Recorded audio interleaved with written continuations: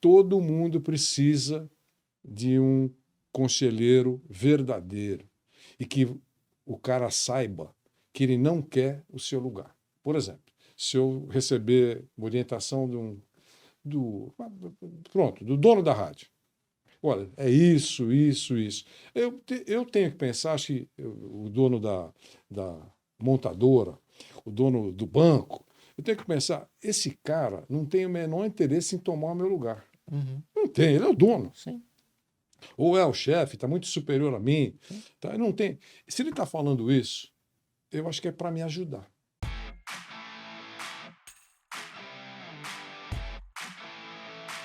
Olá pessoal, bem-vindo de volta ao Descomplica TD, o podcast de treinamento e desenvolvimento humano mais completo e agora o mais querido do Brasil e também dos países de língua portuguesa.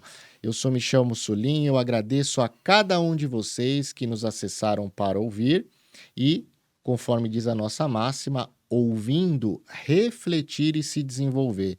Num mundo hoje tão separado, tão fragmentado, cheio de fundamentalismo, é importante você ouvir e sempre refletir, procurar realmente a verdade. E aqui a gente traz pessoas excepcionais que compartilham conosco as suas histórias, o seu ponto de vista, a sua visão do mundo, e aí a gente oferece para vocês massa para que vocês possam pensar de forma crítica.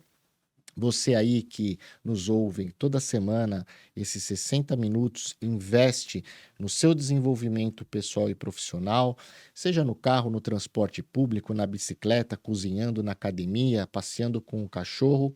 Eu espero que depois dos nossos episódios você possa se tornar mais feliz, mais preparado, mais inspirado para enfrentar os desafios do dia a dia, mais alegre e mais desenvolvido. O meu carinho e os meus abraços digitais, como sempre, a todos. Hoje o episódio é para lá de especial. Estava brincando com a nossa equipe que nós chegamos à Champions League dos podcasts, porque o convidado de hoje dispensa apresentações. Mas, para a gente manter aqui a liturgia dos nossos 95 episódios, hoje é o 95º episódio, nós estamos trazendo aqui um jornalista esportivo brasileiro que há mais de 47 anos atua, nos traz alegria, nos traz comentários picantes e muito alegres nos seus comentários, nos seus trabalhos, seja no programa de televisão, na mesa redonda, seja quando ele estava atuando nos campos de futebol. Hoje, há 47 anos na Rádio Jovem Pan, a sua história profissional ela é repleta de grandes entrevistas, reportagens, episódios históricos, cobriu as Copas do Mundo de 78, 82, 86, 90, 94, 98, 2002, 2006, 2010 e 2014. Também Olimpíadas. Foram mais de 3.000 jogos de futebol cobertos e também alguns casos de incêndios, terremotos, erupções, enfim. É com muita alegria e honra eu estou aqui hoje como fã de Vanderlei Nogueira. Bem-vindo ao nosso podcast, é um prazer tê-lo conosco aqui. Um abraço, Michel. Obrigado pelo convite, obrigado por ter lembrado de mim. E se eu puder colaborar na nossa conversa, eu sei qual é o seu público, qual é o seu objetivo nesse trabalho bonito que está fazendo. E eu acho que o desenvolvimento profissional é extremamente importante, sem dúvida. E a gente tem histórias para contar, ou tem caminhos para mostrar. Em alguns momentos a gente tem que decidir muita coisa na vida. Todo aquele que começa e não se sabe quando nós vamos ter que decidir alguma coisa. Pode ser no início, pode ser na metade da caminhada, quase no fim da caminhada, pode recomeçar tudo novamente, não tem uma receita pronta, não tem um prato pronto, mas cada um tem uma história para contar. Obrigado pela lembrança. Que isso, a gente que agradece.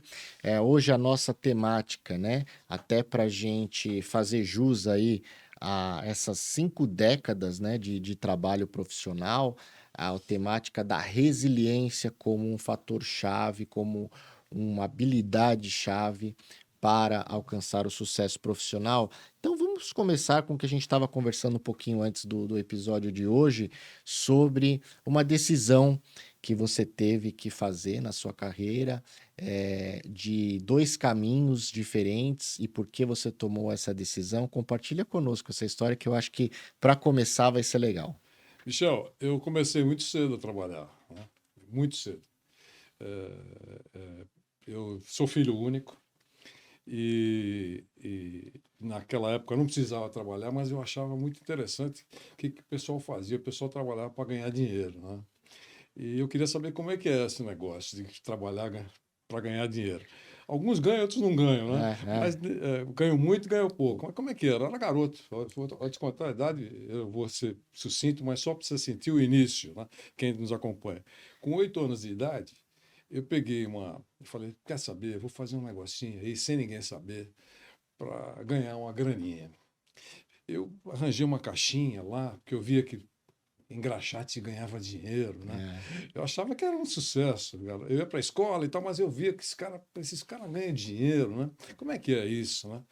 E eu peguei uma caixinha para fazer trabalho de engraxate. E peguei revistas que eu ganhava, colecionava e tal, tal, aquelas revistas antigas, né? Revistas em quadrinhos, né?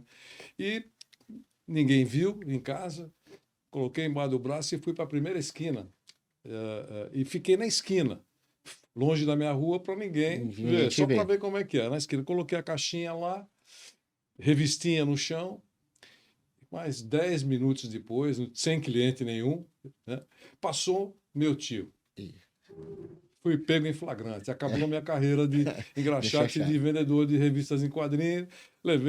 Tomei uma dura em casa. Que é isso? Que loucura, tal, minha mãe, meu pai. Você para com isso, não sei o que, tal, tá. Mas eu não desisti, fiquei lá com aquele negócio embutido. Passou 1 ano, 2 anos, a cidade, o país, naquele momento enfrentou uma dificuldade para encontrar açúcar. Tivemos em alguns momentos da história, recuando um pouquinho no tempo. Aqui acontece atualmente também, mas o assunto era o açúcar. Né? Eu lembro bem, era um sucesso, Açúcar União, né? Sim, sim. Era um sucesso. Aí eu falei, bom, quer saber? Supermercado de novo, naquela esquina. Fui lá de novo. Falei, no mesmo lugar? No mesmo lugar, era também um supermercado na esquina. Antes era um cinema antigo em São Paulo e virou um supermercado. E aí o garoto, minha mãe ia comprar sempre lá. Eu fui lá, olha onde eu fui. Fui lá, eu queria ajudar aqui para ganhar alguma coisa. Cara, não quero, não precisa de você. Vai para casa. Não sei. Não, mas eu queria ajudar porque eu queria. Eu não quero. Eu falei, você não precisa me pagar. Eu aceito saco de açúcar. Eu trabalho uma semana, só me dá um saco de açúcar. Porque eu sabia que estava em falta açúcar e eu queria ajudar minha mãe. E aí ele achou engraçado e deixou. Aí eu escondi, uma vez, todo dia eu escapava 1, 2 horas, ia lá, fazia algum trabalhinho, ajudava alguma coisa lá, e no final de semana o cara me deu um saco de açúcar. Aí cheguei todo feliz em casa, tal. Aí o pessoal até gostou, nossa, que gesto e tal. Então eu sempre gostei de trabalhar. E eu fiquei com isso na cabeça, estudando. Quando foi 14 anos, meu tio era diretor de uma loja em São Paulo, que era, digamos assim, a que antecedeu o Mapping. Né? Era considerada em São Paulo a gigante de São Paulo, chamada Casas Pirani, a gigante de São Paulo. Era enorme. No Brás, nos bons momentos do Brás, na Celso Garcia, 292, é um quarteirão inteiro. Era enorme, vendia de carro a qualquer coisa. Era tipo Mapping. Tá. Né? Para os mais veteranos, Mapping pelo menos as pessoas conhecem. Conhecem, e eu era garoto, ele era diretor, você quer trabalhar? Vai trabalhar. Vou mandar você trabalhar lá. Tá. Fui lá, fui trabalhar e com 6 meses, no lugar que eu estava trabalhando, me transferiram para o departamento de propaganda. Os caras achavam que eu era criativo, um moleque esperto e tal. E eu fiquei lá e me transformei no segundo homem da propaganda com 17, 18 anos, lá era a Pira Propaganda, que era a agência da Pirani. E eu passei ali a receber os contatos de rádio e de televisão, que iam em busca de anúncios. era uma grande anunciante, comprava espaço na emissora de televisão, rádio, jornais, páginas inteiras, né? E eu comecei a atender as pessoas e também escrever e dar informação. E alguém me convidou para fazer boletins de São Paulo. Era a Rádio Comercial de Presidente Prudente. Foi a primeira rádio. E eu era garoto e já fazia boletins informativos de São Paulo. Chique, né? Para Presidente Prudente. E a coisa começou a pegar e tal, foi tudo bem. Ótimo. Eu cresci lá e eles faziam grandes shows nas lojas e tal. E tinha um cara que fazia um grande sucesso no varejo na época, imitando o Carlitos, Charlie Chaplin. Ele colocava a fantasia do Carlitos, fazia aquelas festinhas na porta das lojas e tal, mas era um cara top de linha, era muito procurado pelo varejo daquele momento. E ele tinha muita ligação com o Grupo Silvio Santos. Ele fazia também nas lojas Tamakavy, nas lojas do Baú. Né? E o diretor de marketing do Grupo Silvio Santos, na época, era Frederico Vian, era amigo dele. E confidenciou a ele que precisava de um jovem com razoável talento para trabalhar com ele, para ser assessor dele. Estava no encontro e tal. Aí o Carlitos, Charlie Chaplin, ele falou: ó, tem um cara na loja tal, na agência da loja da Pirâmide, que é bom nisso. O cara é bom, tá. Meu amigo, né? Ficou meu amigo para falar isso. Né? Aí, pô, vamos lá. Aí chegou lá, olha, tem uma proposta. Aí fui falar com meu tio. Né? Falei, olha, tem uma proposta, chegou uma proposta assim, meu tio, vai embora. Aqui é só para você aprender, só para você ver como é que funciona o mundo. Tá? Dá um start. Vai embora, tchau, até logo, boa tarde. E eu fui para lá. Fui lá, as coisas foram muito legais também. Eu fiquei numa posição bacana lá, não só na área de propaganda, mas também na diretoria comercial. Assessorava o diretor comercial, era jovem e tal. Muito bom. Trabalhei lá onde é hoje o Grupo Silvio Santos, lá na Via Anhanguera. Via Anhanguera, quilômetro 17. Lá era o depósito enorme, agora é emissora de televisão. Estive lá recentemente falando com o Danilo Gentili, fazendo uma entrevista lá que ele quis fazer comigo. E a única coisa que eu conheci naquele espaço todo foi o campinho que existia lá, que a gente batia uma bolinha. O resto mudou tudo, virou emissora de televisão lá. E aí eu fui para lá. Fiquei lá, foi ótimo, e comecei a trabalhar também em jornais, então nunca tive menos que 3 empregos, minha vida inteira, certo? Então eu saía do Grupo Silvio Santos, que eu de gravatinha, tal, tudo paletó e tal, entrava no carro, 18, 19 anos, por aí, e ia fazer uma cobertura na Federação Paulista de Futebol. Eu tinha uma coluna chamada FPF Pegando Fogo.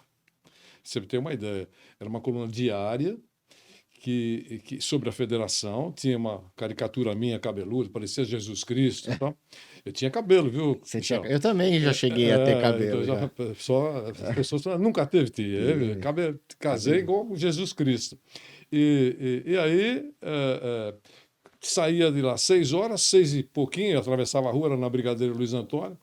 O Grupo Silvio Santos na rua Jaceguai, também na travessa da Brigadeiro Luiz Antônio, e ficava no jornal. Naquele tempo o jornal fechava tarde mesmo, então não tinha computador. Então você saía da federação, ia embora para a redação, escrevia tudo, tá certo? Máquina de datilografar. Máquina de datilografar, e o jornal rodava.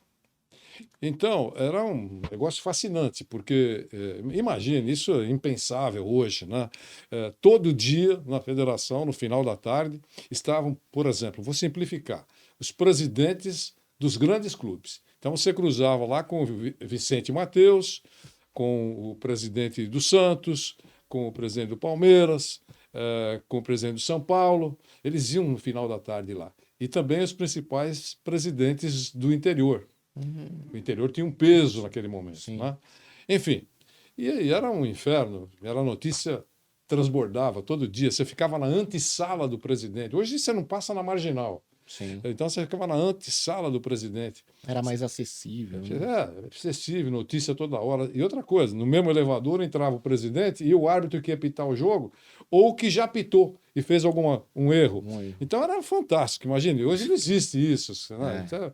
Então, aquele era um verdadeiro trabalho de reportagem espetacular, era muito saboroso. Hoje o repórter não pode passar perto, 1 quilômetro de alguns personagens. Né? Então é muito triste, não por incompetência dos repórteres, mas pela blindagem inaceitável que se faz hoje. Né? Então é isso. Aí quando chegou, eu amava isso, né? Mas ganhava dinheiro fazendo meu trabalho no Grupo Silvio Santos, que eu gostava, mas eu amava fazer reportagem, não, jornalismo. Eu fiz polícia, fiz política no começo.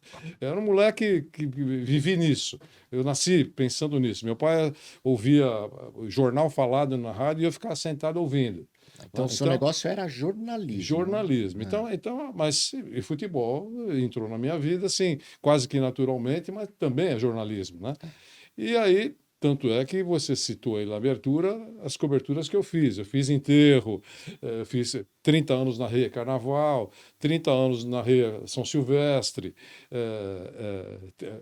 vulcão, erupção, terremoto no México. Então, meu negócio era jornalismo. Então, aí eu estava lá, o Cândido Garcia, falecido, que era um personagem muito importante na Jovem Pan, falou que a Jovem Pan estava precisando de um repórter. E você topa? Nossa, quase tive desinteria. Michel. Sabe aquela proposta? Olha, mas lá não paga bem, né? Mas é ótimo. Você não acha legal? Não, eu gostaria de saber a proposta e tal. Aí me fizeram uma proposta para ir. O vice-presidente da federação era o doutor Paulo Machado de Carvalho. O presidente da Federação Paulista era o Zé Hermílio de Moraes. Você vê que coisa feliz, porque era uma gestão incorruptível. Coisa rara, né? No mundo, né? Então, nem o doutor Paulo, nem o Zé Hermílio de Moraes precisavam meter a mão em alguma coisa. Né? Obviamente. E o doutor Paulo, que teve a TV Record e tal, é pai do seu Tuta, presidente da Jovem Pan. Então, o doutor Paulo gostava muito de mim, a gente cruzava todo dia na federação. Enfim, quando surgiu meu nome lá, alguém falou bem de mim. E veio a proposta. E aí eu falei, meu Deus, o que eu vou fazer? Vou dar um exemplo para você, Michel. Eu ganhava 10 reais no Grupo Silvio Santos, a proposta era de R$2 e pouco na Jovem Pan. Mas não dava para conciliar, né? Então, eu só ficaria com o salário do jornal e com esse salário da Jovem Pan e perderia aqueles outros 5. Fazendo contas. Sim, na matemática. Isso. Eu era recém-casado, minha mulher estava grávida, estava para minha filha Patrícia, minha primeira filha Patrícia, nasceu, você já vai perceber, 13/7. Uma semana depois que eu entrei na Jovem Pan, 7/7, de 77. Então você veja o tamanho da barriga da minha mulher, certo? E eu cheguei em casa e falei, Ni, você não acredita, aconteceu uma proposta assim, assim, assim, assim. Nossa, você sonhava tanto com isso? Poxa, falei, mas temos um problema, não dá para aceitar, porque a proposta é essa, é maravilhoso, mas a proposta é essa. É trabalhar na Globo do rádio, naquele momento, e a gente tem alguém que vai nascer. Sim. E a nossa casa. Né? Ela falou, mas eu acho que tem que se aceitar. Se você não aceitar, você vai ficar doente, porque você não vai tirar isso da cabeça, é um sonho que você tem. Eu falei, mas e grana? Vamos fazer conta. Aí começamos a fazer conta lá, gastando assim, direitinho, mais ou menos vai, agora números, 20, eu ganhava 100, 20. Eu ia ganhar com o jornal e com a Jovem Pan 22, por exemplo. Aí eu brinquei com ela, falei, você tá vendo? Se queimar uma lâmpada, já não, não Já tem não mais jeito da gente resolver a nossa situação. Não, mas acho que você tem que aceitar. Ela foi uma grande incentivadora na minha vida. Uma grande incentivadora. E eu topei. Topei. O Grupo Silvio Santos foi espetacular comigo. Eu era um cara muito próximo deles. E espetacular. Demoraram mais de um mês para aceitar minha demissão. Fizeram a proposta para eu ir para a TV Record, porque foi a época que o Silvio comprou a TV Record. Você quer jornalismo? Pronto, compramos a Record. Vai para a Record. Ele falou, eu já dei a palavra lá na Jovem Pan, mas eu posso pedir um favor? O que você quer? Se não der certo, posso voltar? Tinha medo. Sim. Eu estava entrando numa parada que não era mais só o Vanderlei. Sim. Tinha uma mulher grávida, criança que ia nascer. Eu tinha que, nessa hora, você tem que pensar. Aí, como a nossa relação era muito boa, pode voltar. Felizmente, não precisei voltar. Mas aí fui lá e comecei. Era o quarto repórter, comecei a fazer entrevistas diferentes, era aquele cara que ficava do lado do jogo, o Morumbi estava lotado, aí, surpreendentemente, entrava um cara chamado Vanderlei Nogueira na mansão do lado do estádio e o cara tocando Beethoven. Entendeu? Quer dizer, o outro lado do jogo. E isso pegou, eu subi rapidinho. Em 78 eu fiz a minha primeira Copa, né? Trabalhando para o jornal, sempre trabalhando em 2 lugares, né? 3 lugares às vezes. E assim foi. Então Agora, eu tive que decidir num momento mais com o coração, mais com o entusiasmo de fazer aquilo que realmente eu queria fazer, mas foi fundamental o sinal verde da minha mulher. então, você falou, essa história é muito importante e é muito, muito profunda, porque mexe com alguns aspectos das decisões que nós temos que tomar na nossa vida, né? Então, primeiro, né, o aspecto pessoal, né? Então, você, num momento de vida em que já não era só você, né? Isso você falou bem. E muita gente acaba protelando algumas decisões nas suas carreiras por conta que já não é só ela. Segundo, o apoio que você teve da sua esposa, né? Fundamental. Que viu, acho que o brilho nos seus olhos quando você falou dessa proposta, Exatamente. né? E o apoio, e não só isso, mas vamos dizer assim, o seu profissionalismo e a sua competência, porque independente do caminho que você optou, você procurou dar o seu melhor, fazer o seu melhor naquilo que você gosta, naquilo que você amava. E, logicamente, teve o sucesso. Foi só uma mudança de caminho. Teve o sucesso que você teve, está lá há quase 5 décadas, né? Então, eu acho que aqui uma primeira lição, eu gosto das histórias porque eu tiro para mim várias lições e também gosto de compartilhar esses momentos com os nossos ouvintes, é trazer, né, para a nossa realidade isso, o amparo familiar, né, e isso te dá força para colocar em prática a sua competência, né? Sem esse apoio, psicologicamente a gente fica muito, muito abalado, né? Michel, ninguém deixa a emoção em casa. Aquela história, né, que fala assim, passa o crachá, você é outra pessoa. Isso não existe. Vira a chavinha. Vira a Isso é chavinha. discurso, certo? Ninguém tem esse poder, certo? Quer dizer, Mas a gente tinha um pouquinho mais de resiliência, vamos falar assim, não, antigamente, né? mas a meu ver, certo? É impossível, fica no fundo do cérebro, aquilo que está acontecendo fora do ambiente de trabalho. Você não É pode difícil, cortar né? isso. Se eu tiver, por exemplo, um problema com um filho, problema grave com um filho, quer dizer, eu saí de casa, pronto, estar lá, agora vou lá saltitante para o meu ambiente de trabalho. Eu não consigo fazer isso. Eu acho que eu não consigo. Eu nunca fiz isso. Porque eu sempre levei os problemas, claro, ao longo de tantos anos de caminhada, todo mundo tem problemas. Claro. Mas eu sempre levei os problemas para o ambiente de trabalho, levei, não que coloquei sobre a mesa, mas estava na minha cabeça. Sim. Eu estou fazendo outras coisas, estou fazendo outras coberturas, mas eu tenho aquele problema, eu não posso abrir mão daquilo, está acontecendo isso na minha vida. Né?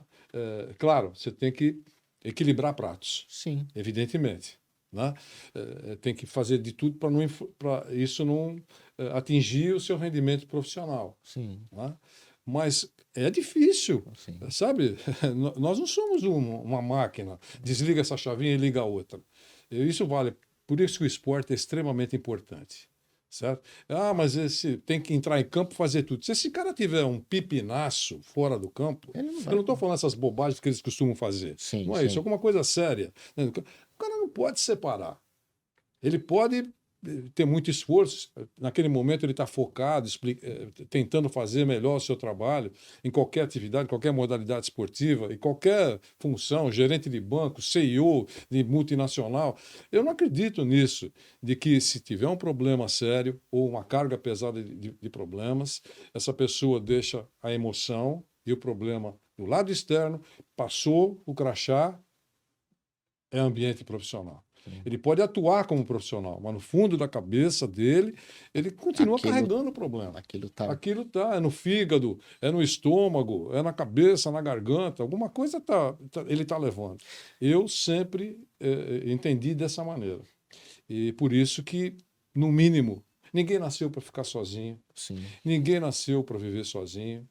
Né? Eu acho que é importante você ter uma pessoa ou pessoas que você sabe que querem o seu bem. Isso vale um porto seguro para qualquer momento, um ombro seguro. Né? E é muito difícil, porque nem todo mundo age com sinceridade. Esse é o mundo real. Esse é o mundo verdadeiro. Né? Então, se você tem algumas pessoas que você confia, que pode ser sua mulher, seus amigos, alguém tem que ter alguém que confia para desabafar, para conversar, para pedir opinião, mesmo que você não aceite. Né? Mas se o fato de dar oportunidade para você refletir, pensar só, eu acho importante. Então, eu tive essa retaguarda. A minha mulher é viúva de marido vivo. Viúva de marido vivo. Foi assim a vida inteira. Eu viajei o mundo inteiro, longas viagens, fui um pai ausente e muito trabalho, horas e horas diárias. E meus filhos não tiveram problema porque a minha mulher valorizava a minha ausência. O que não é comum. Seu pai nunca está aqui. Em vez disso, seu pai está em tal lugar, então, nossa, é importante por causa disso, daquilo. Meus filhos sempre viveram com o fuso horário meio bagunçado, porque ligava para mim o cara da Inglaterra de madrugada, ligava para mim o cara da Itália de madrugada, e eles foram absorvendo tudo isso na vida. Meu filho foi campeão de judô. Poucas vezes eu vi ele ganhar. Minha mulher gravava e mostrava. Durante 19 anos, eu nunca estive no aniversário da minha filha. Por quê? Ela nasceu, como eu já falei para você, 13/7. 13/7 é Copa do Mundo, eliminatórias, Jogos Olímpicos. Eu transei na hora errada. E ela nasceu 13/7. Veja quando nós estamos fazendo essa conversa, estamos próximo disso. E, de novo, ela não está aqui. Então, o que eu estou dizendo para você, e tudo isso foi... meus 2 filhos nasceram, eu não estava na maternidade. Meu filho começou a andar, eu não vi. Eu volto de uma viagem de quase 3 meses pela Ásia, encontro no aeroporto um moleque correndo, a minha mulher falou, esse é teu filho, viu? E eu saí e ele não andava. Você sabe que em 2, 3 meses a criança já Exato. começa a andar. Tá, é. Né? Então, quando eu saí, não andava. Você tem netos? Tenho 3. E como que é a sua vida É com os netos? maravilhosa. Agora o problema é Agora, totalmente do pai e da mãe. Né? mas você curte mais. Eu amo, Né? eu lambo demais quando eu estou perto. Sim. 2 meus netos moram na Austrália. Tá. Tá? A Júlia e o Thomas. Meu filho mora na Austrália há 6 anos. Ele é neurocientista lá na Austrália. Ele e a Cláudia, que é a mulher dele, o Rodrigo é meu filho, eles moram lá. E a Patrícia mora em São Paulo e a Clara Morena é o nome. Clara Morena é minha neta. A Clara tem 15 anos, a Júlia tem 14 e o Thomas tem 8. Então quando eu posso, pode fazer o que quiser. Aqui, Use-me e abuse-me. realmente, não há, né? Tudo aquilo que eu não fiz com meus filhos, eu faço com os meus netos. Mas eu continuo trabalhando. Nós nunca tivemos um domingo, a minha vida inteira, eu não tenho. Vê se tem, não é fácil uma mulher suportar isso. É verdade. Certo? Porque tem o departamento de intriga. Sim, né? Que é aquele negócio, pô, seu marido não está com você nunca no domingo. Mas né? isso tem. Isso é batata, né? Então, puxa, não sei como é que você aguenta, não é verdade? Então, e ela aguenta porque nós namorávamos, é uma loucura, né? No jornal, como eu falei para você, o jornal fechava meia-noite. E a única maneira que a gente tinha que para namorar diariamente era ela sentada na cadeira do lado, vendo eu escrever. Aí ela trabalhava num outro lugar, saía, fechava o jornal, olha o horário, e voltava para casa. Eu era, como eu falei, Jesus Cristo, cabelo comprido, carro de playboy, e ia levá-la para casa. Então eu chegava 00:30, 1h na porta da casa dela, ela descia. No dia seguinte, a mãe dela ouvia que a filha dela era uma devassa. Porque chegou de madrugada. Com cabeludo, com carro de playboy na época, fazendo barulho na rua. Isso é hora dessa menina chegar em casa. Onde ela estava, essa menina? Mal imaginava. Mal imaginava que saiu o idiota lá da redação que estava escrevendo e trabalhando. Então, ela acompanhou o meu ritmo de vida a vida inteira, me acompanha até hoje. Né? Então, tudo que eu consegui fazer, eu acho que eu fiz coisas boas e continuo fazendo coisas boas, tive o privilégio de ver toda a evolução tecnológica. Toda a evolução tecnológica de transmissão, desde as enormes câmeras às microcâmeras, Sim. Desde os enormes gravadores ao gravador, desde loucuras que não dá para fazer com nada, isso você transmite uma Copa do Mundo. Né? Então, esse privilégio, essa herança, isso não, para mim, né? Isso para mim não tem preço, né? Porque eu vi tudo isso, né? As dificuldades, grandes momentos, derrotas inesquecíveis, vitórias, algumas injustas, vitórias injustas e vitórias maravilhosas. Né? Personagens incríveis, personagens insuportáveis. Então, vamos falar só. Tem tanta coisa para te perguntar, mas olha. Estou falando demais. Não. É que a minha cabeça também vai gerando ideias aqui. Deixa eu falar desse último ponto, depois a gente volta. Personagens incríveis e personagens insuportáveis. Se você não quiser falar o nome, até por questões éticas, não tem problema. Mas eu queria que você nos dividisse um exemplo. Por que esse personagem foi incrível e por que esse personagem foi insuportável? Bom, eu trabalho com jornalismo. Então, o que eu acho? Eu acho que o personagem incrível, por exemplo, poderia dar N vezes, eu não vou citar nomes, mas talvez cite até um. Mas o que eu acho? Eu acho que o personagem que você vai entrevistar tem que, como você está fazendo comigo aqui agora, tem que entender algumas coisas. Aceitou da entrevista? Aceitou. Tem que usar essa oportunidade para dizer o que ele pensa. O que ele pensa, como é que ele avalia as coisas, o recado que ele quer dar e esclarecer algumas coisas que, na opinião dele, foram mal conduzidas ou estão sendo distorcidas. Então, essa oportunidade você tem, tendo um microfone à frente, para você, não importa o que falaram, para você dar a sua versão. Né?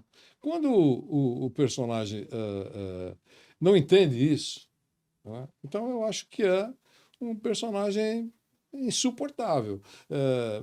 Ele aproveita aquele espaço para agredir, para ofender.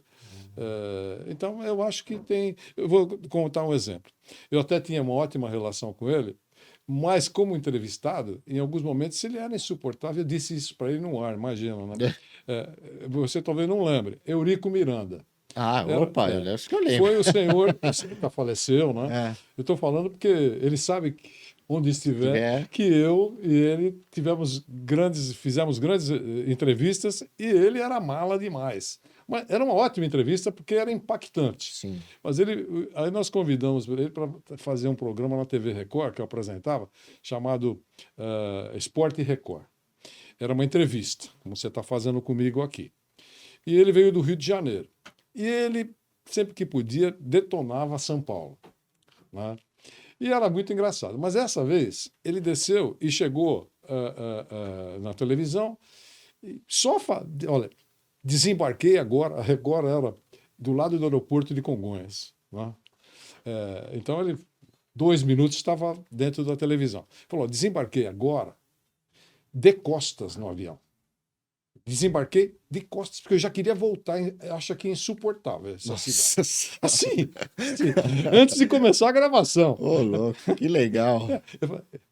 Aqui tudo é feio, né? Cinzento, mulher feia, tudo é feio. Tá certo? Ele exagerava, mas esculhambou, mas isso fora do ar. Antes de começar. Antes de começar. Nossa, e eu levando as começou. Pô, Rico, para de falar bobagem. É verdade, vim por causa sua. Mas não sei o quê. Aí começou a entrevista. E ele esculhambou a entrevista toda. E era ao vivo. Né? Então, o diretor de TV no meu ouvido. Pô, dá um pau nesse cara. Não sei o quê. Eu deixando ele falar. Perguntava e ele esculhambava e eu deixando ele falar. Por que você não interrompe? Agora alguém deve estar perguntando. Porque eu sabia que se eu interrompesse, acabava a entrevista. Eu quero que ele fale o que ele quiser. Certo? Eu posso concordar ou não, mas ele está sendo entrevistado, ele pode falar o que ele quiser. E os câmeras estavam irritados. Eu conheço todo o pessoal. Os caras queriam dar com a câmera na cabeça dele. Né? Aí, quando acabou o programa, era tempo, né? Então, aliás, o diretor de TV era o vice-presidente da Jovem Pan hoje, que é o Marcelo Carvalho, filho do seu Tuta, né? Ele era o diretor de TV. O Marcelo ama televisão, ama isso, e ele já trabalhava como diretor de TV, sendo o dono, né? Então, aí, mas ele dá uma pancada nesse cara. Deu lá, nada. Aí falou, encerra. Deu 1 hora. Acabou, encerra. Falei, muito bom. Obrigado, Eurico, pela entrevista. Foi ótimo recebê-lo aqui. Pelo monólogo. Foi ótimo recebê-lo aqui. E obrigado por ter respondido todas as perguntas. E, claramente, quem assistiu, eu concordo, achou você insuportável. Boa noite. Subiu os caracteres. Ele olhou para mim. Pô, você me sacaneou? Eu falei, eu? Você esculhambou a entrevista inteira. Você xingou todo mundo, acabou com a cidade. Eu que sacanei. E aí, eu estou dando alguns exemplos, só até de bom humor, né? Então, é ótimo. Tem gente espetacular para entrevistar, outros são muito difíceis de entrevistar, mas é ótimo, porque todo dia é diferente, Michel. Pesquisas recentes nos mostram que atualmente, na nossa força de trabalho mundial, nós temos cerca de 36% de pessoas millennials e 6% de centennials, a geração Z. Em 2030, estima-se que esse número vai praticamente dobrar. De millennials, nós teremos cerca de 55%, e os centennials serão 30%. Isso vai representar quase 90% da nossa força de trabalho com pessoas jovens, com visão diferente de mundo, e que desde tenra idade já recebe feedback contínuo. Através dos smartphones, elas recebem notificações a cada minuto de uma atualização, seja dos seus comentários, dos seus posts, dos seus programas favoritos, da sua música nova que foi lançada. E quando elas entram no mercado de trabalho, nesse nosso mundo paralelo, elas acabam recebendo feedback de seus gestores apenas uma vez por ano. Algumas vezes, 2 vezes por ano.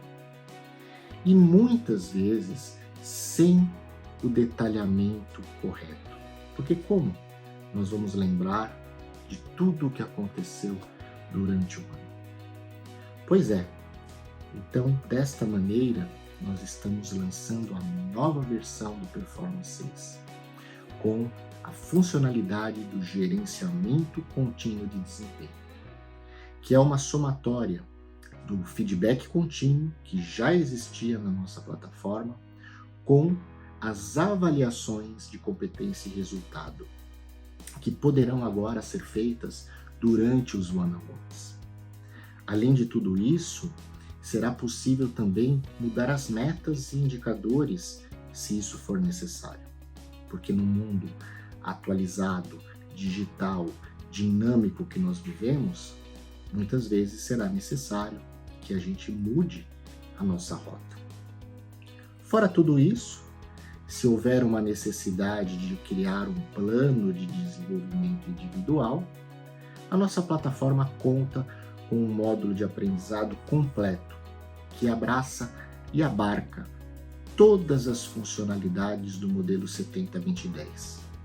Seja o aprendizado formal através de um LMS que tem gamificação, seja com o modelo de aprendizado social ou com a base de conhecimento que compõe todas as funcionalidades necessárias para o suporte ao desempenho, o aprendizado on the job, durante o momento em que o colaborador esteja trabalhando e necessitando desse aprendizado. É por tudo isso que a gente sempre diz que na Micropower o futuro do TID começa aqui. Agende conosco uma apresentação e já mude o seu status quo, o status quo da sua organização já. Não espere 2030.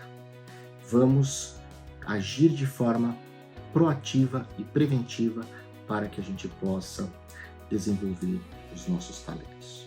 Abraços digitais. E no âmbito do futebol, algum jogador ou técnico que você viu ali uma atitude coletiva que te chamou a atenção positivamente? Eu acho que o cara que é técnico, por exemplo, é um líder. Então, existem várias, você trabalha com isso, com desenvolvimento profissional, existem várias maneiras de ser líder. Uma delas é a sensibilidade de entender que um grupo tem pessoas diferentes. Existe aquele que faça o que eu mando e fim de conversa. É um estilo. Sim. Tem aquele democrático que prefere ouvir todo mundo e depois toma a decisão. Né? Eu acho esse é o correto. Ele ouve todo mundo e depois toma a decisão. E após tomar a decisão, o grupo todo tem que abraçar. Senão o barco afunda. Sim. Mesmo assim pode afundar. Sim. Mas não importa. Mas a possibilidade de tá bom, eu não concordava, mas já que o Michel decidiu, será assim. Né? Então, eu vi alguns assim. Né? O Tele, por exemplo. O Tele era eu mando, mas ele era um cara que ajudava as pessoas. Em vez de determinações, ele dava exemplos. Isso é muito importante. Que a pessoa consegue correlacionar, É como né? criança, né? Melhor do que dar dura na criança é mostrar para a criança o que você faz. Não adianta você pedir, olha, eu quero que todo mundo, você cumprimente todo mundo. E o Michel não cumprimenta ninguém. Então, ela vê que tem uma coisa que não bate. É o Ele manda eu exemplo, né? cumprimentar todo mundo e ele não cumprimenta ninguém. Né? Então, eu acho isso. E eu acho que o técnico ele tem essa obrigação, tem mais chance de dar certo. Se vai dar certo ou não, mais chance. O Tele era uma pessoa assim. O Tele era uma pessoa assim, ele se preocupava com o jogador não só no campo, fora do campo. Ele é Exemplo, paizão mesmo. mas é um paizão que o jogador confia. Por Sim. exemplo, você não sabe cruzar. Então, eu vou mostrar para você como é que faz. Ele fazia isso. Né? Então, é assim. Cruzava, porque sabia bater na bola. Sim. A bola dele ia onde ele falava. A sua não ia. Vai fazer até... Entendeu? Ele ensinou o Cafu, por exemplo, a cruzar. Por exemplo. Então, ele ensinava mostrando como faz. Mas ele sabia fazer. Sabia fazer.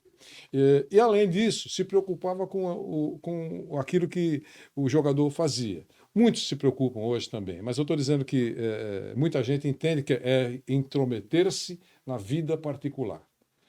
Ele até fazia isso. Hoje seria muito criticado, eu acho, por algumas atitudes. Mas, no fundo, ele corrigiu a rota de muita gente. Sim. Um determinado jogador recebeu uma renovação contratual boa. Primeira coisa que ele fez, quase gastou todo o dinheiro comprando um carro que voava.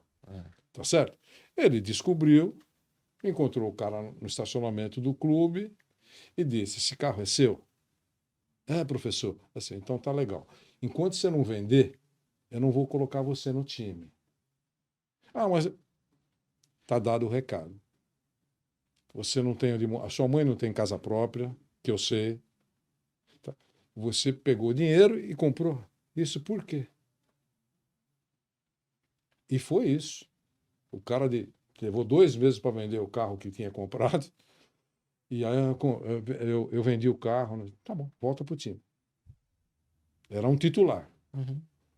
Então, mas hoje, que é isso? Você não tinha que meter na vida particular. Pô, se eu fosse o jogador, eu parava para pensar, eu diria, puxa vida, eu fiquei pé da vida com ele, mas no fundo, Ele estava certo. ele estava certo. Era mais importante eu comprar uma casa para minha mãe do que esse carro, porque eu vou ganhar mais dinheiro, eu vou comprar mais para frente. A minha mãe é que precisa ter um conforto maior.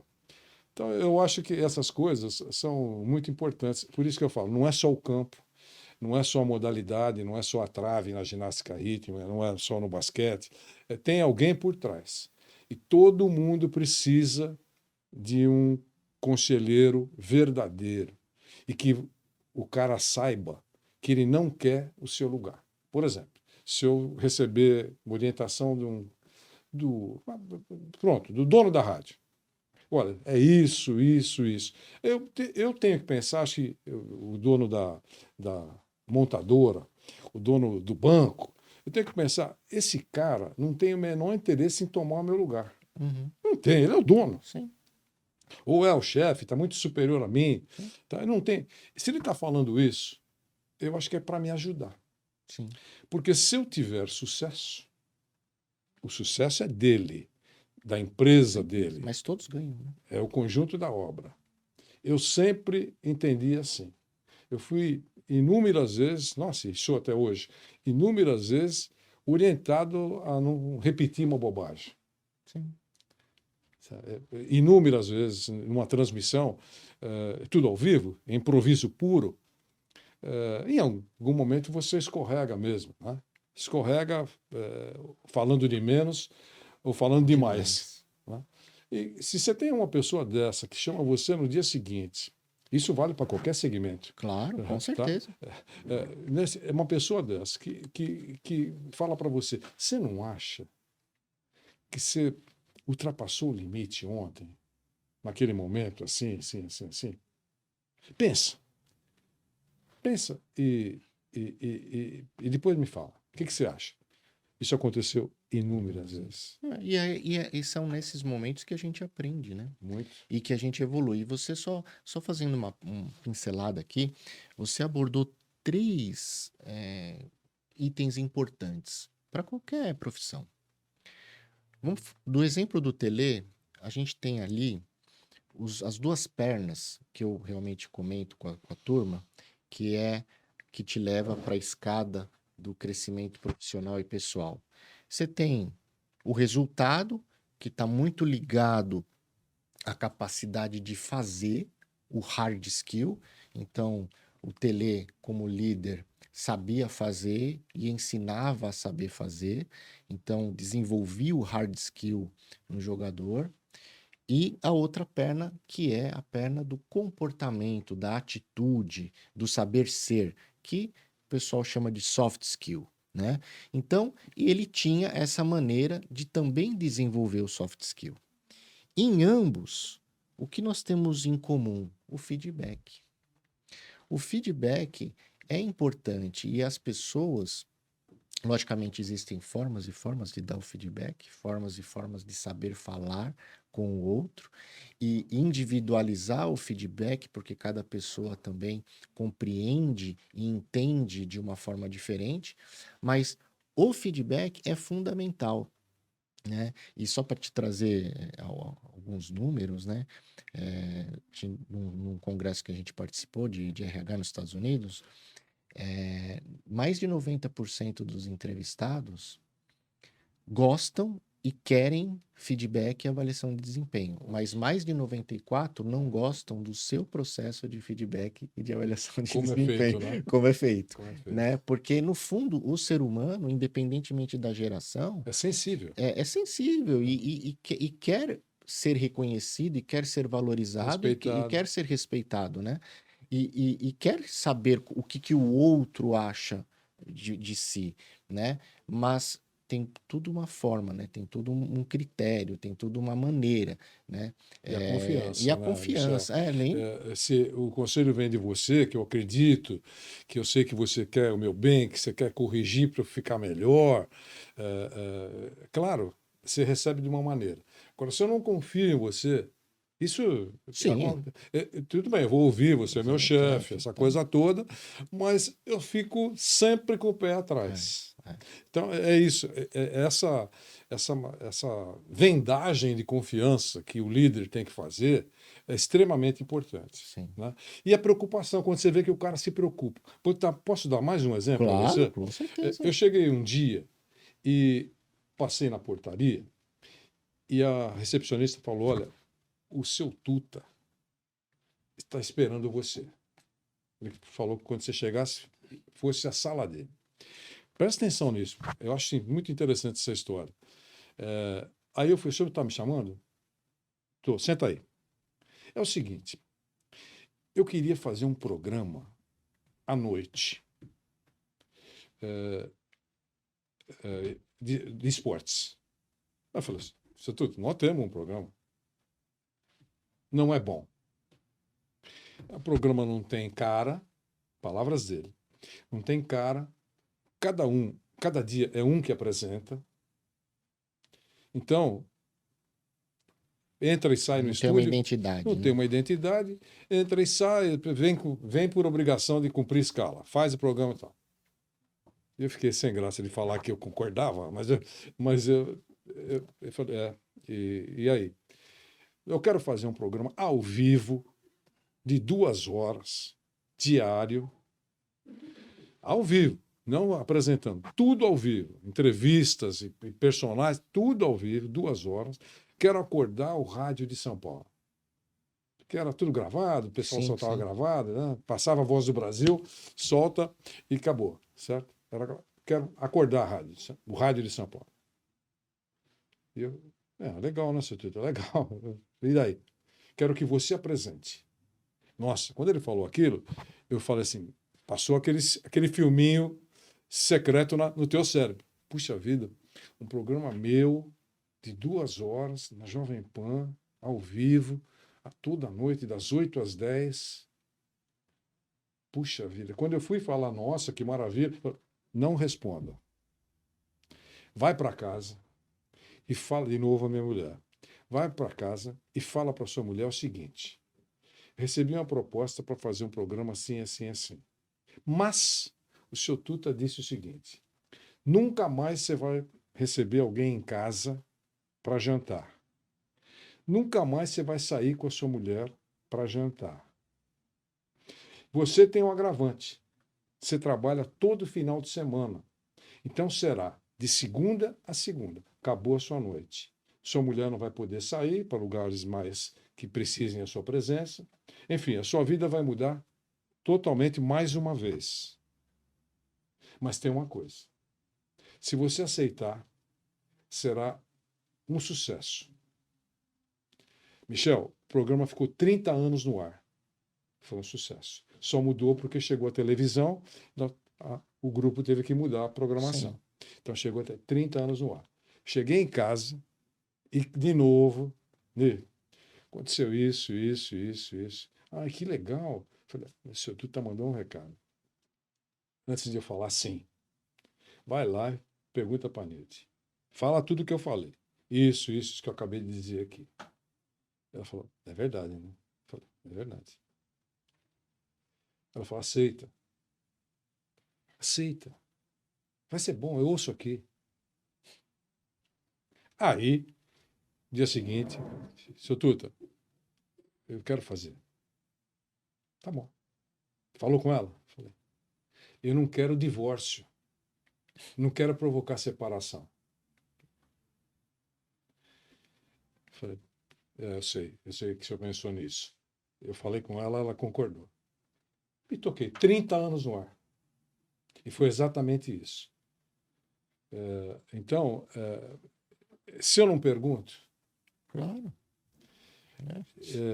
Enfim, eu achei que foi muito, muito gratificante saber que o cara fez uma proposta, mas avisou que se o extracampo não aceitasse, poderia provocar, acabar um casamento.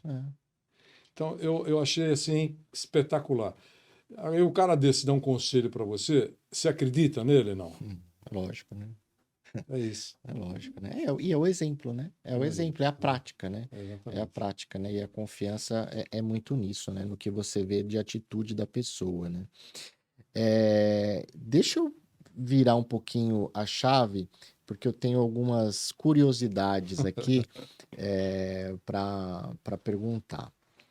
Em 1994, quando o Brasil ganhou a Copa do Mundo, o Romário ali, ele surge como um salvador da pátria ali. O Thiago Uberreich, quando esteve aqui, contou um pouquinho da história. Mas eu queria saber de você, ali, naquele jogo, o que você sentiu de clima em relação ao Romário que vinha ali com aquele jogo, né, contra o Uruguai, e era o Uruguai, né? Uruguai ou Paraguai? Paraguai, né? Qual deles? A gente ganhou de 2-0 para ser classificado para a Copa. Uruguai, né? Antes da Copa ali, qual foi o clima entre comissão técnica e Romário, a sua visão? E o que levou, fora o resultado, ou o medo do fracasso, a comissão técnica se reconciliar com o Romário para trazer ele para aquele jogo? Olha, sempre é em busca da vitória. Tipo... O fim justifica os meios. Tipo, se eu perder sem o Romário, eu treinador, naquele momento, então estamos falando de 94, o Brasil foi campeão nos Estados Unidos, não é isso? Isso. Então, se eu perder com o Romário, a minha pancada será menor. Não é o bom, não é o melhor, não faz gols, não é o cara que tem que estar com a camisa. Não deu certo, ele estava no campo. Certo? Se eu não levar e perder, eu sou uma anta. Eu sou um idiota, um burro, quer dizer, não levei o jogador. Tinha que ter contornado dificuldades de relacionamento, por exemplo, ou de comportamento, não importa. Mas colocar o cara no time que é o melhor que eu tinha. Bom, aquelas coisas todas. Então, eu sempre tenho esse fundo. Tá? O Romário, eu ainda brinco, sempre que eu posso, eu falo isso, né? Eu brinco dizendo, ó, se o Brasil não ganhasse a Copa de 94, não tem Romário na janelinha do avião com a bandeirinha. Aquele avião que trouxe contrabando. Caiu o diretor da Receita Federal. Foi uma esculhambação aquilo lá. Trouxeram um bar, você imagina, você sabe disso, né? Um bar a bordo. Bar chamado El Turf, que era do presidente da CBF, Ricardo Teixeira. Quer dizer, foi uma esculhambação. Aí, quando a Receita Federal falou, temos que checar esse negócio. Vocês trouxeram um avião de contrabando. Se vocês acharem algum problema, nós não vamos para Brasília desfilar, abraçar o presidente. Você que sabe. Você veja o que acontece. Quer dizer, vira piada. Né? É uma coisa assim. Então, aí irritado, o diretor da Receita Federal pediu demissão. Né? Porque ele se sentiu desprestigiado. Sim. E, claro, diante dos olhos dos agentes lá, qual é o exemplo, né? Qual é o exemplo? Que esculhambação. Tá certo que o povo, ei, seleção, vim aqui só para te ver. Aquele negócio. Mas tem alguma regra, tem alguma decência, né? Então é isso. Só 94 essa é a história. Ganhar é bom. Ganhar é muito bom. Durante a Copa, ele se comportou direitinho? Ele digamos assim, não era uma figura muito frequente nos treinamentos. Né? Então, digamos que ele foi muito importante, né? Mas no comportamento, e ninguém escondia isso. Tipo assim, onde está o Romário? Ele está lá no quarto fazendo duchas e massagens. Então, é isso. Por isso que eu brinco até hoje. Falei, tudo bem, ganhar é bom, apaga muita coisa. A gente só não esquece que aconteceu. Só isso. Né? Se não tivesse vencido, estava morando, digamos assim, em Roma, por exemplo, porque iam jogar tudo em cima dele. Também, olha aí, olha o que ele fez. Quando a gente precisava e tal. Então é isso. Né? Os discursos, alguns deles são muito conhecidos. Você sabe o que vai acontecer, se acontecer ou não acontecer um episódio. Dos times que você viu ser campeão do mundo, acho que foi 94, em campo, né? 94 e 2002, certo? Que tinha o Rivaldo, os dois Ronaldinhos, etc e tal. Qual que você acha que tecnicamente era melhor? São estilos, alguns diferentes, mas muito eficientes. Né? Ganhar, bom, em 2002, venceu sete jogos. Né? Eu acho que não arrancou suspiros o futebol mostrado, mas mostrou eficiência. Né? Enfim, primeira vez uma Copa realizada em 2 países, a logística sempre é um pouco mais complicada. Né? No Japão e na Coreia. Né? Então, esses episódios todos que a gente falou muito aqui no seu podcast, no seu programa, que é como é que você vai separar as coisas. Mais um exemplo. Eu fui para a Coreia e para o Japão, pela primeira vez na história, a Jovem Pan não comprou os direitos. Houve um desacordo contratual com a Globo.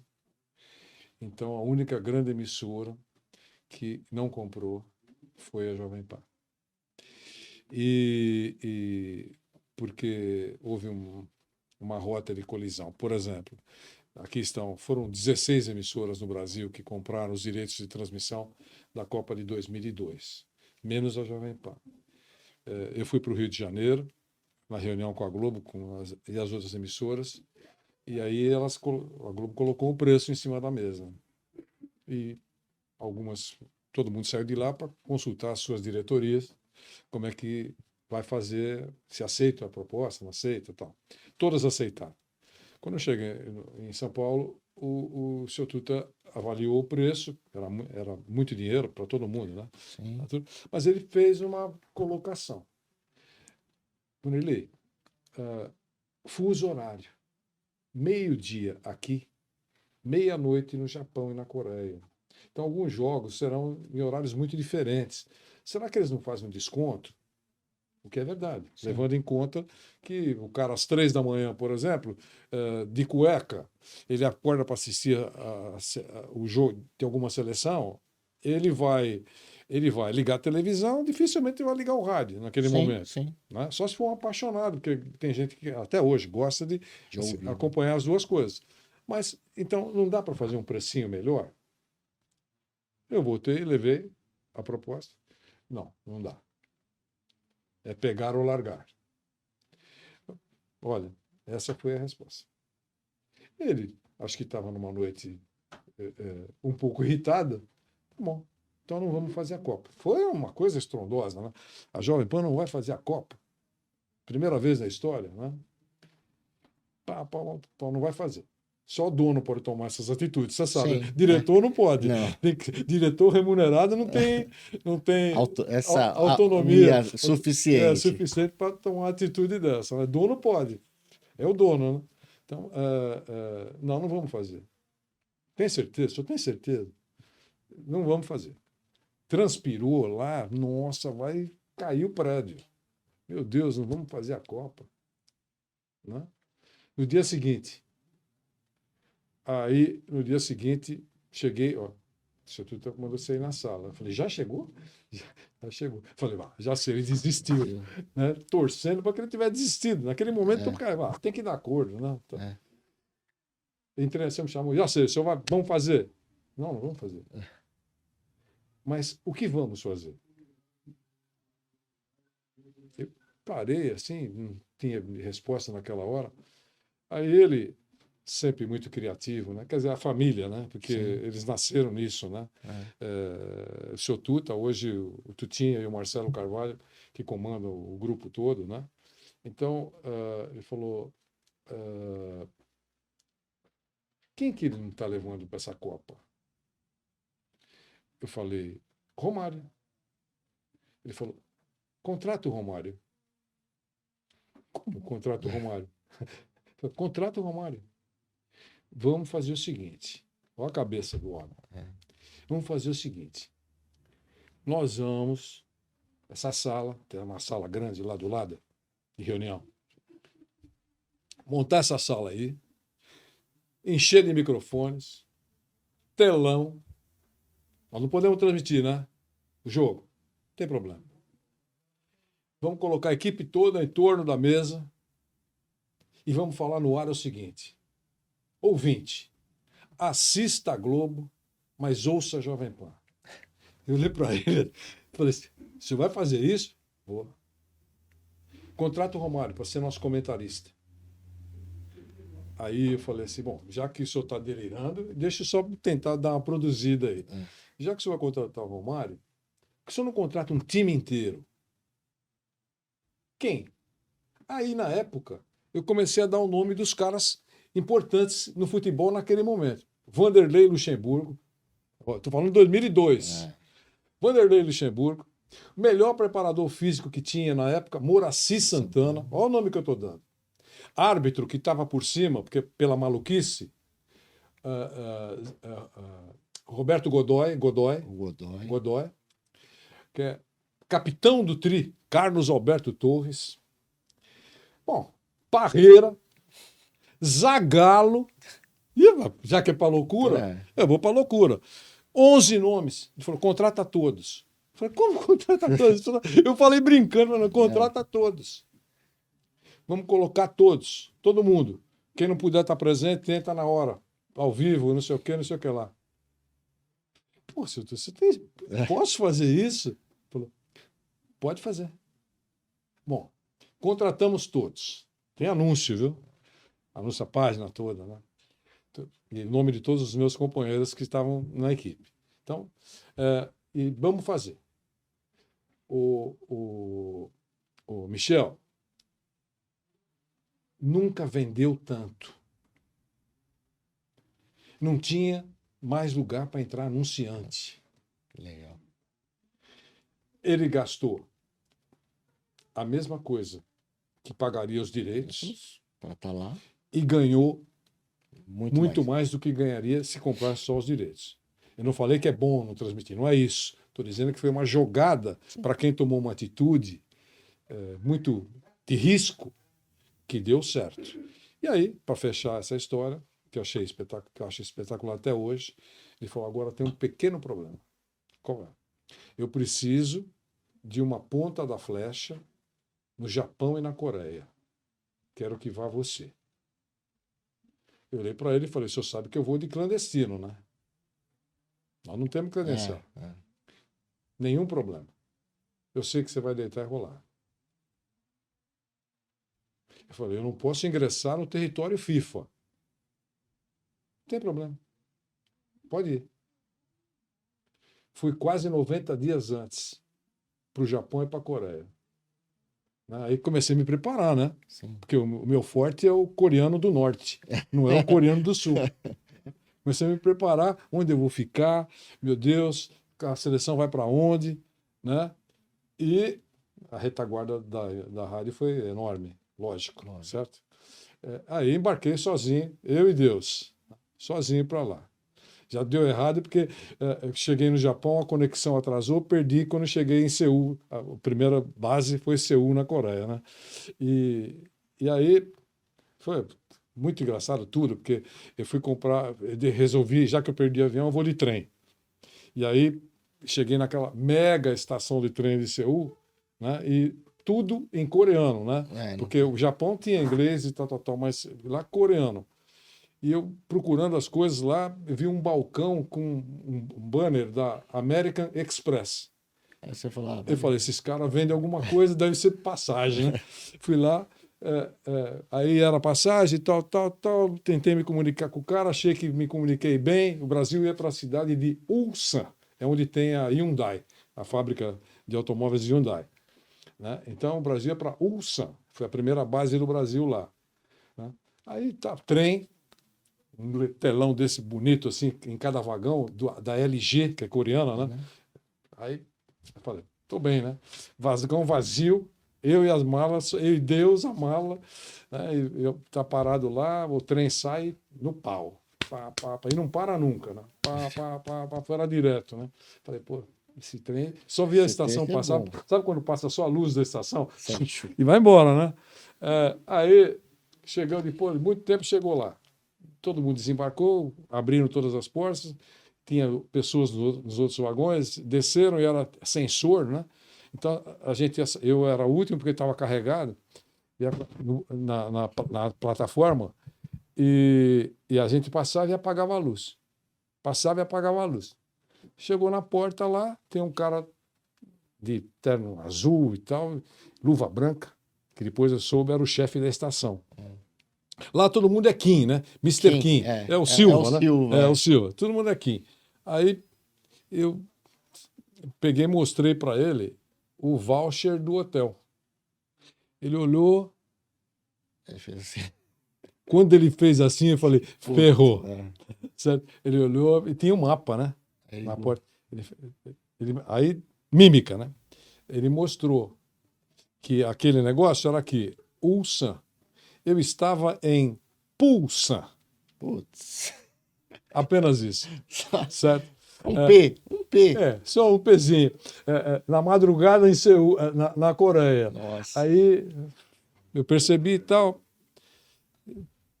Sentei na escadaria, né? Porque ele falou que eu consegui entender que tinha que voltar de trem, mas acabou naquela noite, só no dia seguinte cedo. Falei: não tem hotel, vou ficar aqui, sentado, na escadaria da estação, com a minha bagagem toda. Nossa. Passou uns 15 minutos, o cara foi lá, bateu nas minhas costas, na mão, me levou para a sala dele, apontou o sofá para sentar, relógio, mostrou 6 horas e vinha me buscar. Eu semi-entendi, fiquei lá. Ainda apartei uma maquininha de chá e foi embora. Na manhã seguinte, peguei, quando eu fui ver, era o trem operário. as pessoas, todo mundo de macacão cinza e capacete branco, só tinha um cara estranho naquele meio. Era o trem operário que levaria os caras para trabalhar na Hyundai. Né? Aí cheguei em Hyundai e tal. Tudo bem. Fui para o hotel. Para chegar no hotel também foi complicado, mas fui para o hotel. O que aconteceu? Por isso que eu agradeço sempre a Luzes. A seleção brasileira mascarada, né, não aceitou o hotel da FIFA, que eu não podia ir. E resolveu mudar de hotel. Para onde foi? Para o hotel que eu estava. Eu, Fátima Bernardes e mais 2 ou 3 jornalistas só. Eu não acredito. Eu pensei que ia ficar abandonado, a seleção brasileira vem para cá, é isso. Quando eu chego o ônibus, eu olho lá, cara, o ônibus da seleção brasileira. Olha a luz. O Brasil deu as coletivas, enquanto eu estava na Coreia, no salão do hotel. Se desse no hotel onde ele deveria estar, eu não poderia ir. Mas no meu hotel, é o meu hotel. Certo? Eu fui e transmiti 1 hora no Jornal da Manhã, que é o horário nobre. Né? Começava às 7, Joseval Peixoto. Atenção, saímos de São Paulo e vamos a Ulsan. Copa do Mundo, aquele vozeirão lindo do Joseval. Copa do Mundo na Jovem Pan, tal, Vanderlei Nogueira. Alô, Joseval. Professor Luiz Felipe Scolari vai começar a falar agora. Certo? Fantástico, né? Na caixa de som, longe do palco, porque eu sou clandestino lá. E aí os caras estavam orientados na CBF a não passar o microfone para mim, fazer a pergunta, porque as outras rádios eram com direito e não. Só que as rádios brigam, mas os jornalistas não. São todos meus amigos. Sim. E vice-versa. Esse é o detalhe, o que é muito bom.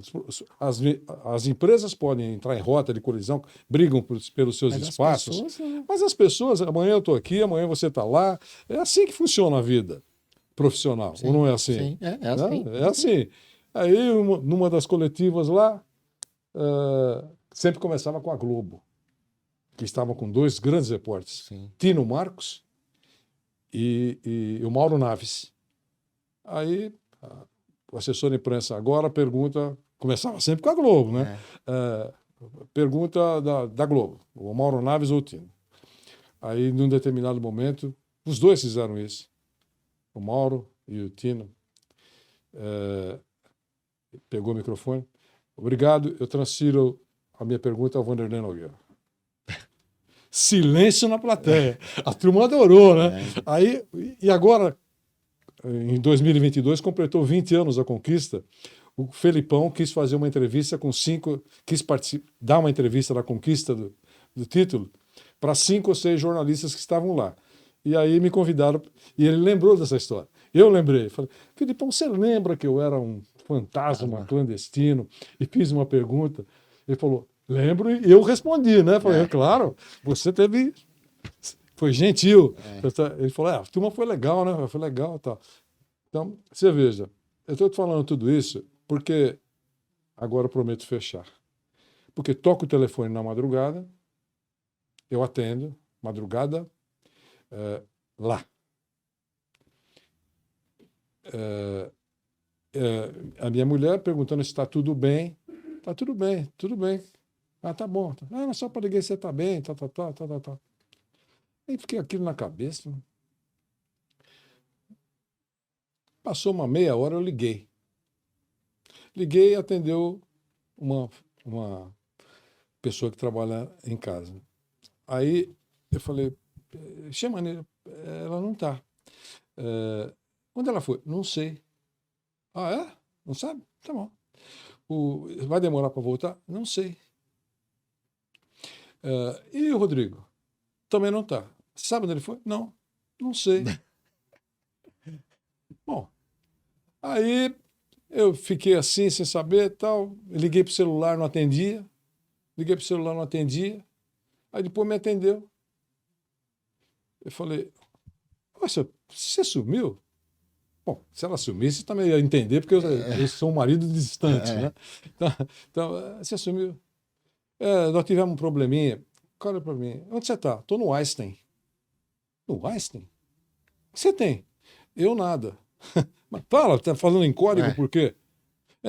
Aconteceu um problema com o Rodrigo. Ele está aqui no Einstein. O que aconteceu? Bom, meu filho, como eu falei, foi campeão de judô.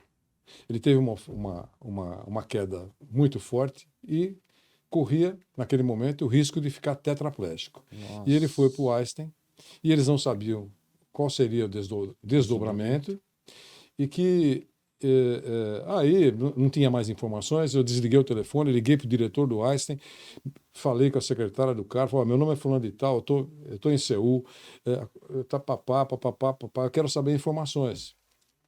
E aí ele falou, olha, me atendeu, falei, eu vou ficar por dentro do assunto, me liga daqui uma meia hora, 40 minutos.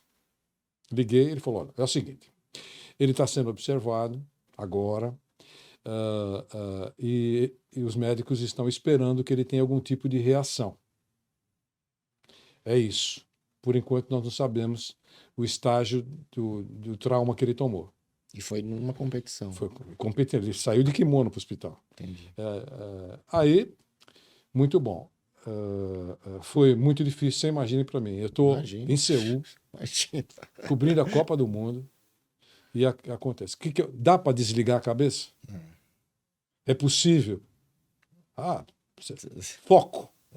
Esquece e vai correr atrás do Cafu, capitão da seleção brasileira. Claro que eu tive que fazer os compromissos todos, eu tinha que gravar as coisas e tal, mas eu queria morrer, né? Lógico. Eu não sabia exatamente o que estava acontecendo. Aí depois de 3 ou 4 horas que eu liguei de novo, aí o médico deu a resposta para mim. Falou, olha, ótimo, ele mexeu os pés. Para nós isso é fundamental. E aí ele ficou, resumindo, 6 meses de colete e tal, e superou. Mas então, só para dizer que, como é que eu vou desligar a chavinha? E a distância machuca. Lógico, porque você não está vendo, né? Vanderlei, a gente já Estourou passou o tempo, um pouquinho aqui, foi uma conversa assim muito, muito bacana, mas ainda tenho 2 pontinhos aqui para cobrir com você. Bom, primeiro, né, para quem não conhece o Vanderlei Nogueira, né, principalmente aí os jovens também que nos assistem, nos ouvem, eu recomendo vocês colocarem lá no Google, procurar Vanderlei Nogueira, José Silvério, para mim, né, do que eu ouvi, o maior narrador esportivo que eu já ouvi. E eu, naquela época que eu ouvia muito, principalmente vocês dois, né, eu cheguei a organizar uns campeonatos de futebol, né? Na época eu trabalhava na GM, e a gente fez ali 2 campeonatos, né? E o nosso time, o Cochabamba, foi campeão 2 vezes, né? E uma das coisas que me chamava muita atenção nesse bate-bola entre vocês dois era a sua criatividade, né? Depois de um gol, o José Silvério passava a bola para você e você ali, você sempre tirava alguma coisa da cartola que eu achava fantástico. E olha só, né, como são as coisas. Eu nunca ia imaginar que eu estaria aqui com você hoje, nem que estaria fazendo um podcast. E na época, a gente procurou um narrador com um radinho para gravar e narrar os jogos, né? E eu até cheguei a perguntar para esse senhor se ele tinha um amigo de campo para ser o Vanderlei Nogueira ali, para fazer os comentários no campo, e ele não tinha, então só ficou ele. Então eu queria te fazer aqui um pedido aqui, né? Que você fizesse um comentário desse gol aqui. Pode ser, não? Pode. Ó, então primeiro eu vou colocar a escalação. O pessoal me chamava de Mussa. Né? Normalmente as equipes de empresa é no apelido do time, né? No apelido que o pessoal da empresa sabe quem é. Eu acho muito engraçado. Nós fizemos isso já. O Nilson narrava e eu fazia campo. Nós fizemos algumas convenções sobre legal. isso. Era muito engraçado, porque saía o gol e aí o árbitro estava orientado a parar o jogo. Então saiu um gol, vai. O Michel fez um gol. Para que eu entrava no campo e ia falar com você com alto-falante, todo mundo ouvindo. Legal. Michel, emocionante o seu gol, impressionante. O povo está emocionado. E aí ficava muito engraçado. Isso que você fez é ótimo, é muito legal. E aí, então, eu vou colocar aqui primeiro a escalação e depois o gol. Aí, vamos imaginar que esse narrador passe a bola para você. Eu queria ter o comentário do Vanderlei Nogueira aqui. Olha só, hein? Depois de tantos anos aqui. Vamos ver aqui. Vamos ver se vai sair aqui, ó. Ó, o pessoal da GM, meus amigos ainda que trabalham lá, que nos ouvem, nos assistem, aí vocês vão lembrar dessa época. Dentro de mais alguns instantes, o time já está definido. A equipe do Cochabamba, campeão do ano 2002, vem com Júlio Playmobil, é o goleiro número 1. O 2, Marcelo Denigrinhos, está com a número 2. 13 para Lauri. Esse também é craque, hein? 8, confirmando o número 8, Latino. E o número 10, Kleber Milancia, vem com a 10.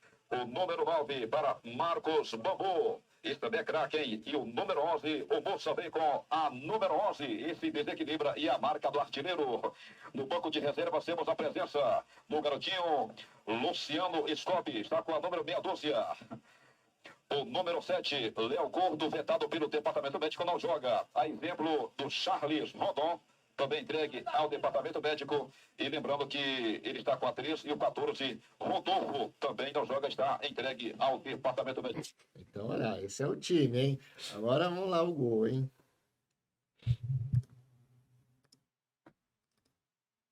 Vamos.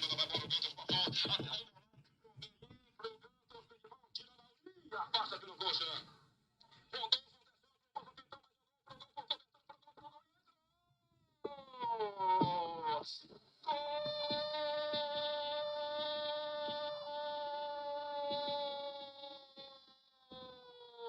Nossa, com a número 5 outra vez por cobertura. É o 6º gol do time do Cochabamba nesse segundo tempo. Portanto, grande ataque da equipe do Coxa. Vai lá, Vanderlei. Está acontecendo aquilo que ficou claro na escalação. Timaço, quase imbatível. E quando se enfrenta time fraco, tem que fazer isso, golear. Impiedosa goleada do Cochabamba. E vai aumentar, é só esperar. Aí, pessoal, muito legal, olha só. Aí, pessoal, você vê? Eu tô até emocionado, já perdi até as palavras aqui, hein? Depois de tantos anos aqui, quase 22 anos desse título. Se você deseja acessar um canal sobre casas inteligentes, com apresentação de dispositivos que tornam seu dia a dia mais fácil, dicas de automação, explicações como tornar sua casa mais digital e ter acesso a tutoriais e muito mais, acesse Makers Vault no YouTube. É tudo junto. Makers Vault, o segredo dos fabricantes, o canal para aprender e se desenvolver. Vanderlei, a gente costuma finalizar a nossa entrevista com 3 perguntinhas para os nossos entrevistados. Eu acho que você já respondeu, né? Mas preciso fazer aqui. Primeiro, na sua carreira, o momento de maior conquista, mais positivo que você pode compartilhar? Foi aquele da mudança para a Jovem Pan ou teve algum outro? Não, aqui, Michel, aquele foi um momento muito pessoal, né? Na minha carreira, grandes coberturas, tive esse privilégio de fazer grandes coberturas e de acompanhar grandes eventos, entrevistar pessoas importantes, outras que quase desconhecidas, mas que deram ótimas entrevistas, né? Enfim, quando alguém me pergunta alguma coisa assim nessa linha, eu fico em dúvida para responder, porque é muita coisa. Que bom. Não, é muita coisa, mas vou falar de Copa do Mundo, pronto. Copa do Mundo, qual aquela Copa, você fez tantas Copas, qual aquela que mais marcou? Olha, todas têm importância, nas derrotas e nas vitórias. Aquela um pouco diferente foi a Copa da Itália, que o Brasil foi uma porcaria em termos de seleção, péssimo. Então por que você lembra? Eu lembro porque a gente fez muitas coisas boas nessa cobertura. Muitas coisas. Em outras também, mas essa eu lembro muitas coisas boas. Nós fizemos um trabalho antes da Copa chamado Viajando pela Itália.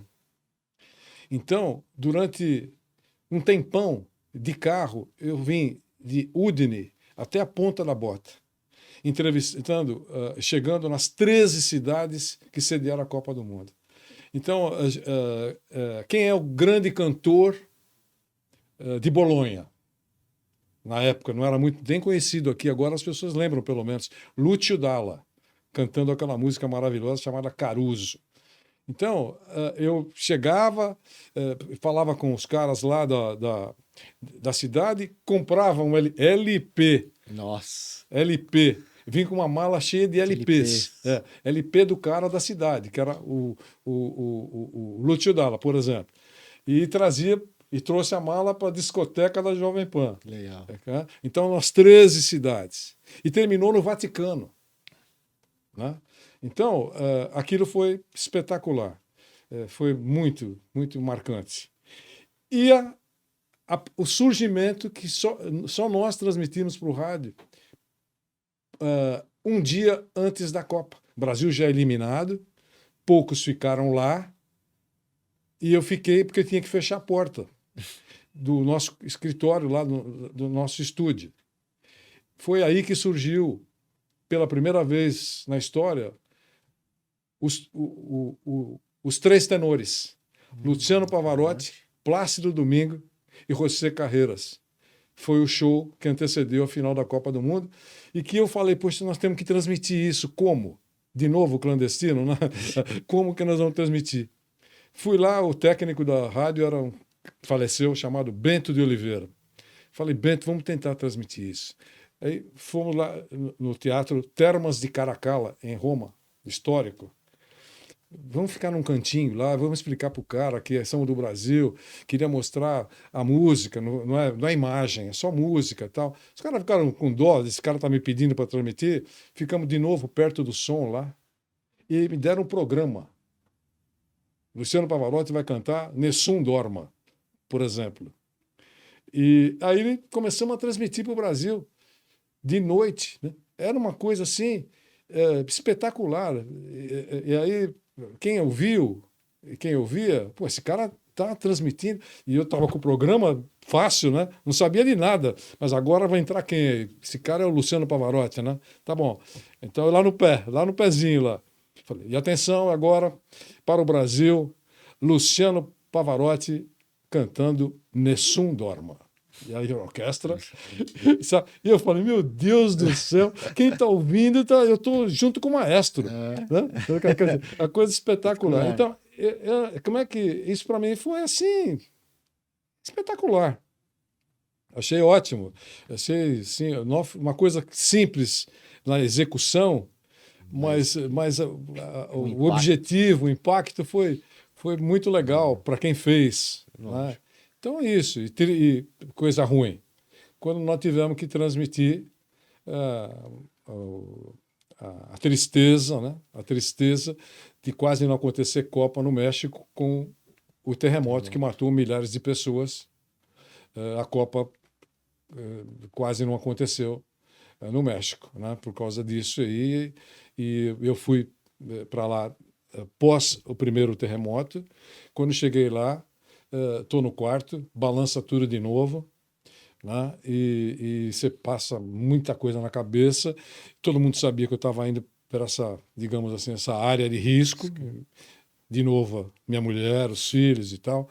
E a gente não sabe o que acontece. Sim. Então, foi assim um momento muito triste. É isso. E o momento hoje, com toda a sua experiência, que você olha para trás e fala, puxa, ali eu poderia ter feito diferente. Uma falha que você cometeu, um erro que você olha e fala, poxa, se eu tivesse a minha experiência hoje, talvez eu tivesse feito diferente. Olha, Michel, eu acho que tem um pacote disso aí. Sim. Muitas coisas. Né? Que se eu pudesse fazer de novo, tentaria fazer melhor. Né? Eu não sei, eu não consigo lembrar assim, mas eu posso dizer para você que eu não tinha pensado nessa resposta que você fez, mas eu posso garantir para você que tem um monte de coisa. Não que eu me arrependa, não é Sim, isso. não é É, porque eu arrependimento. não fiz mal para ninguém, Sim, não, sim, não é isso. Mas eu poderia, se eu tivesse adotado algum outro tipo de estratégia, você está falando no campo profissional, sim, imagino, né? sabe? Um outro tipo de estratégia poderia ter feito uma cobertura melhor, ou, ou uma transmissão melhor, ou uma entrevista melhor, né? E alguma coisa que eu não consegui, se eu tivesse feito de uma outra maneira, talvez tivesse conseguido fazer. Então, claro, eu gostaria. Se pintasse alguma coisa Não, na minha cabeça, tranquilo. eu até faria, mas seguramente Sim, tem. teria feito alguma coisa melhor para fazer um trabalho mais competente. E por fim, como você define o seu propósito de vida, o seu propósito profissional, ou se são a mesma coisa? Olha, propósito de vida. Eu quero encontrar espaço, estou encontrando espaço para ficar mais perto desse time aí que eu te falei, né? Minha mulher, meus filhos e tal, mesmo distante, mas mais perto, mais presente, né? Então, estou conseguindo fazer coisas que eu, nossa, não fiz a vida inteira, estão até se surpreendendo. Nossa, ele apareceu! Sabe como é que é? Então, estou conseguindo fazer. E no campo profissional estou fazendo coisas novas, né? Eu estou fazendo muita rede social, estou fazendo muitos comentários, estou fazendo muitos projetos aí de encontro com pessoas de empresas e tal. Enfim, estou tendo uma atividade intensa todo dia, né? Ontem, nesse momento que nós estamos fazendo essa matéria aqui, é muito legal, porque eu até pensei que chegaria um pouco atrasado, porque a madrugada foi longa. Ah, Eu saí da rádio às 2 da manhã, ô louco. por motivos profissionais. Então, às 2 da manhã. Aí eu falei, acho que eu vou atrasar lá para o Michel, mas não cheguei até no horário certo, né, Michel? Ah, não, perfeito. Entendeu? Bom, eu queria só te agradecer mais uma vez por estar aqui. Para nós aqui foi um momento assim, não só para mim pessoalmente, como fã aqui do Vanderlei Nogueira, mas também eu acho que essas histórias, esse seu depoimento, esse seu testemunho sobre o equilíbrio pessoal, profissional e também esses exemplos que você deu das suas andanças, para nós, com certeza vai dar massa muito crítica para a gente pensar, refletir as nossas vidas, usar isso como exemplo para que a gente possa tomar melhores decisões. Eu adorei a entrevista, já fica aqui, passamos bem. Então, hoje é um episódio um pouquinho mais longo aí para vocês, espero que vocês gostem. Eu amei, e já fica aqui um convite, né, para que a gente possa fazer novamente esse episódio, um episódio especial de final de ano. A gente costuma fazer nesses 2 anos praticamente a gente fez no final do ano o episódio especial com 3 convidados. Se você tiver oportunidade, já fica aqui o convite público para você ser um desses 3 convidados. Aí é um episódio maior de 2 horas, onde a gente conversa sobre diversos assuntos. E deixa aí então o seu recado, o projeto que você está com o Thiago Uberreich de fazer palestras para empresas, se você quiser, o do Vampeta também que você comentou, se você quiser falar um pouquinho, fica à vontade. Legal, Michel. Obrigado mais uma vez pelo convite, obrigado pela gentileza de lembrar de mim. E gostei também muito. Acho que falei demais, mas de qualquer maneira, Não, entendam que o período é muito grande, né? é, Então, realmente eu sei que às vezes a gente fala demais, mas eu fiquei muito feliz com a sua lembrança e com a entrevista. Sobre esses 2 projetos, um é com um prazer enorme fazer com o Thiago Uberreich, né, que é um historiador, além de jornalista brilhante, é um historiador, pesquisador. Ele fez os livros das conquistas mundiais do futebol brasileiro. O 2002 logo vai sair também. E ele mostra todo esse pacote de informações, dados, estatísticas, histórias e tal, e eu conto passagens de tudo isso, né, vividas por mim.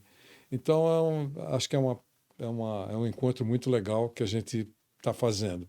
E o outro projeto é que a gente tem também um produto legal, que é o Vampeta, que é maravilhoso. Nós estamos juntos na Jovem Pan há mais de 10 anos. As histórias do Vampeta são incríveis, vividas por ele também, muito engraçadas, né? Porque ele conta com muito bom humor. E eu conto, turbino as histórias dele e conto também outras histórias. Então, é muito legal. A gente temos dois projetos, 2 produtos. E eu agradeço também a lembrança de você permitir que eu falasse sobre isso. Se eu puder, numa próxima oportunidade, com muito prazer. Com certeza.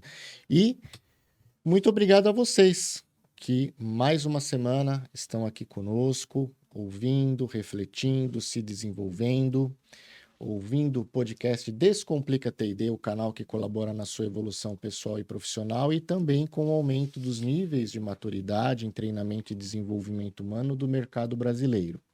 Deixa aí o seu review, ligue o sininho, compartilhe. Até o próximo episódio. Fiquem com Deus. Abraços digitais.